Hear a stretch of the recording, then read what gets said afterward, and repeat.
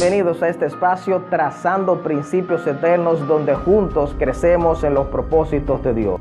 Quiero iniciar con esta serie de temas, entrando con algo muy fundamental que debe primar en nuestra vida de fe, y es sobre nuestra identidad en Cristo, ser discípulo.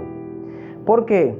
Sencillamente porque estamos en un tiempo donde muchos quieren hacer discípulos sin primero ellos ser discípulos. Marcos capítulo 3, versículo 13 al 14, dice: después subió al monte y llamó así a los que él quiso, y vinieron a él, y estableció a 12 para que estuviesen con él, y para enviarlos a predicar. Si nota que el mismo texto enfatiza acerca de que él llamó y eligió los discípulos para que primero estuvieran con él. El término discípulo viene de la palabra matetes, para aplicar como seguidor y aprendiz, y es quien imita el patrón de quien está siguiendo, y que éste a su vez puede reproducir ese mismo patrón en otros. Así como el apóstol Pablo dice de él mismo: sean imitadores de mí, así como yo de Cristo. Es decir, que se puede imitar a otros siempre y cuando éste revele a Cristo en su vida. Tenemos gente que podemos imitar cuando estos se han ganado el derecho por su calidad de vida centrado en Cristo. Otro aspecto es que ser un discípulo es quien se sostiene bajo la instrucción y la enseñanza y adiestramiento de un mentor, con el fin de desarrollar su potencial y llevar gloria a Dios. Entonces, hablar de discipulado es hablar de transferencia de vida. Y precisamente eso fue lo que hizo Jesús con sus discípulos.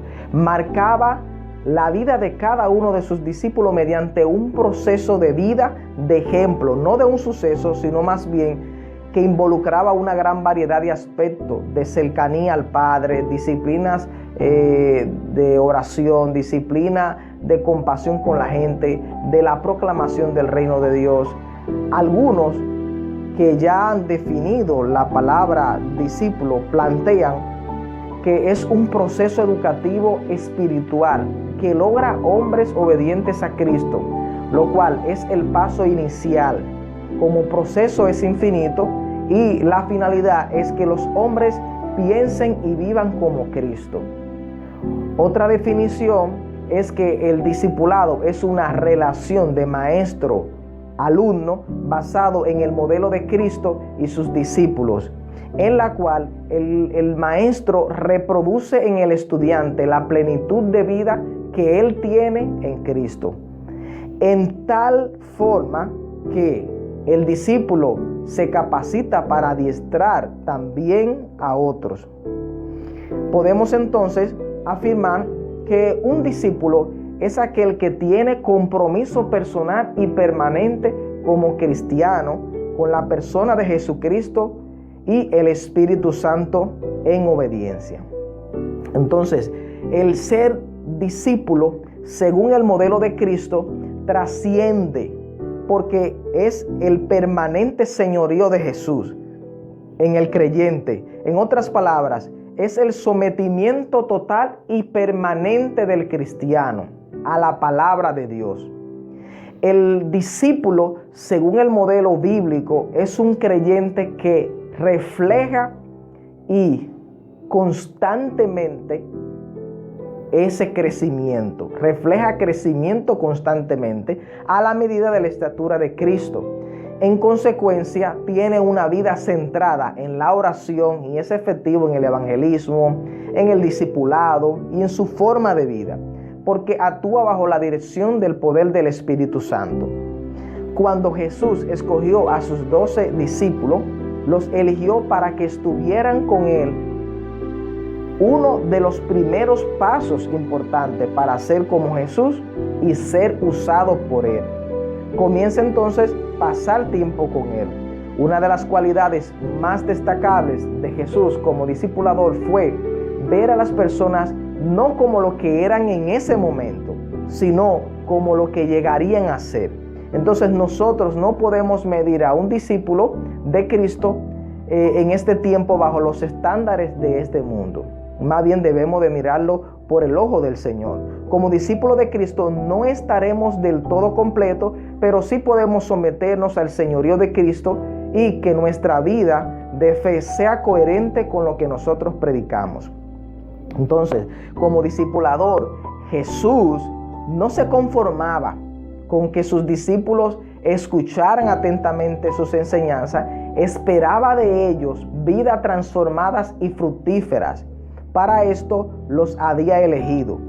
A diferencia de la costumbre de la época, en el tiempo de Jesús, no fueron los discípulos los que eligieron a Jesús, sino Él a ellos. Y el propósito era muy puntual en el caso de Jesús. Su propósito era bien claro.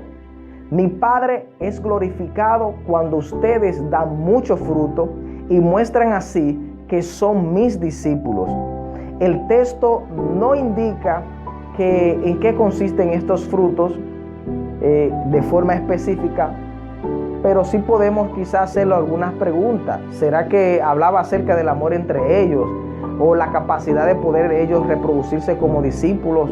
¿O la intensidad de transformación de sus vidas?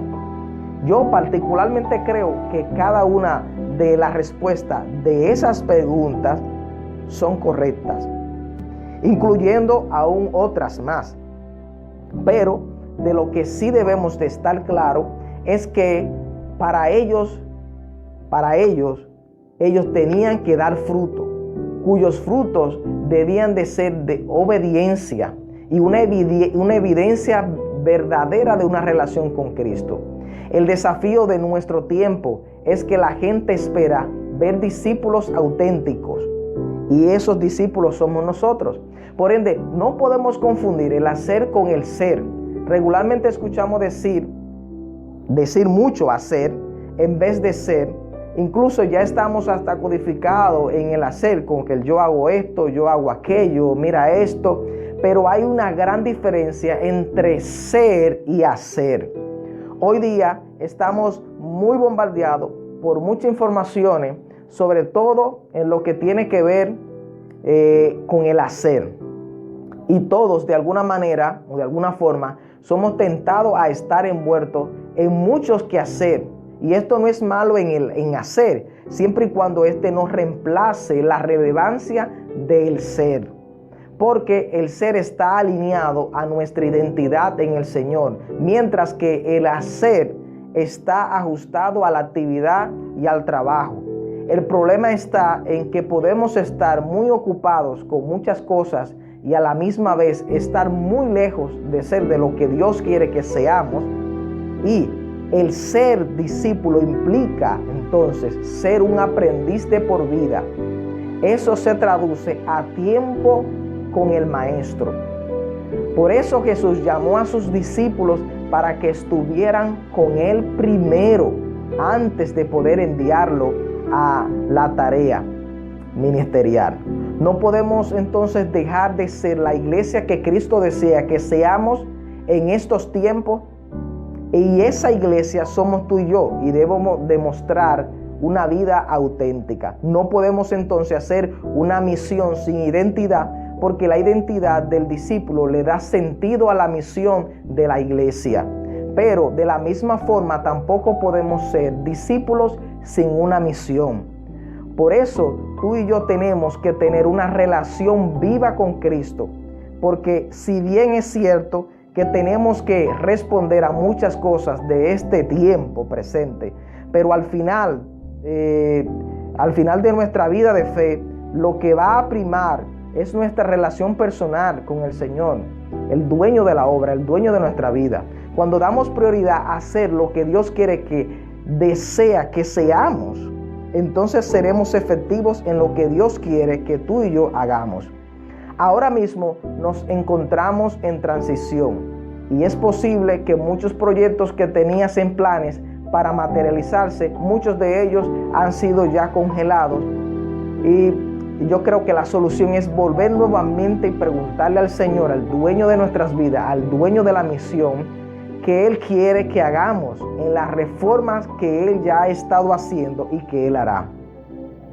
Entonces, un gran desafío en este tiempo es ser discípulos auténticos que muestren realmente una iglesia que ha sido marcada por Jesucristo.